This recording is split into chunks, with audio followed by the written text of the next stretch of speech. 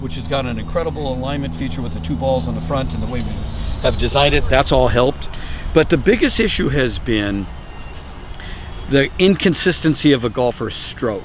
And when we measure it, things like backstroke length, face angle at the end of the backstroke, which all leads to how consistently a golfer delivers the putter to the golf ball at that moment of impact, has really been, I think, widely overlooked. The culprit has been the weights of putters, especially the head in relation to the overall weight of the club itself has gotten really heavy.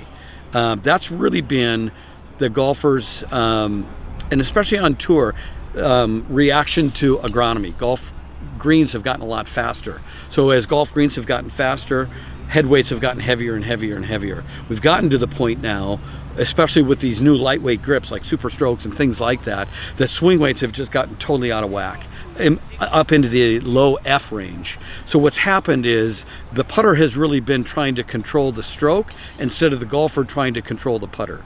So we said enough's enough. We had to reinvent the way a putter's balanced.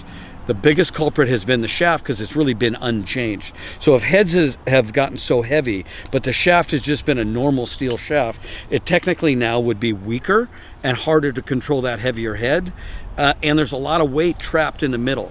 So if you can think of, if we wanted to increase the moment of inertia of a head itself, we would take weight out of the middle and bring it to the edges, and it would be more resistant to twisting, right? Think of that here. So this new Stroke Lab shaft, which is really the engine that makes this whole product so incredible, it now weighs 75 grams because the tip part is steel and the rest of it is graphite, which obviously weighs much less. So we've taken about 40 grams out of the shaft, put an extra 10 grams in the head, so the head weights are now about 360 grams, added about 40 grams into the butt end, or 30 grams into the butt end of the club. So overall weight is about the same as where we were, but the balancing of it is totally different. Not counterbalanced, I would say rebalanced. And what we've seen now is the swing weights are much less than what they used to be, back into the mid to upper D range in most of them at 34, 35 inches.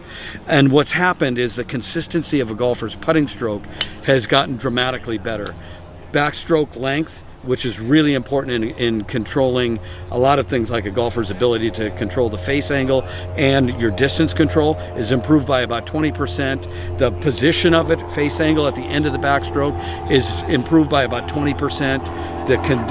Just ultimately then the condition of the putter face at impact is like 15% more consistent than it used to be. So if we get you into a better impact position, more consistent impact position, you're going to putt better. And that's what happens with all these putters.